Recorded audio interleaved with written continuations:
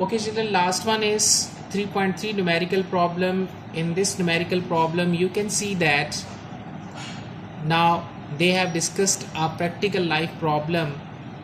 A cyclist having mass 40 kg, mean mass of that cyclist including the mass of cycle, the total mass of that object is 40 kg.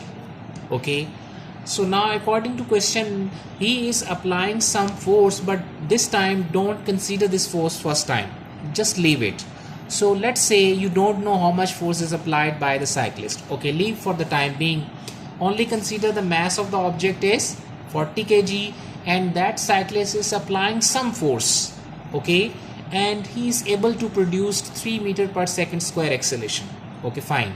Now find out how much force he should apply. So according to Newton's second law, F is equals to ma. F and a values, m and a values given, simplify, you will get 120 Newton. So your calculation according to law is he should apply 120 Newton force on the object, on the cycle, okay, to produce this much acceleration. But actually problem is now cyclist is applying 200 Newton force. Now this is very strange. If this much acceleration is produced and mass is this, so calculation says that 120 Newton force he should apply, but practically he is applying 200 Newton force. It means 80 Newton force is he is applying more as compared to this. Where that 80 Newton force has gone? Problem is now calculation says that he should apply 120 Newton force, but practically he applies 200 Newton force. So where this force has gone, this is extra, that is 80 Newton is extra. Where this 80 Newton has gone? Basically, when the cyclist is applying force and he should apply 120 Newton, but practically he is applying 200 Newton, it means more force is basically overcoming the problem of friction. Is it? So because friction is, that's why the force according to law calculation says 1 Newton, but why more than 120 Newton? Because of friction existing between the tires of the cycle and the road. So that basically force 80 Newton is being you can say is used for overcoming the problem of friction.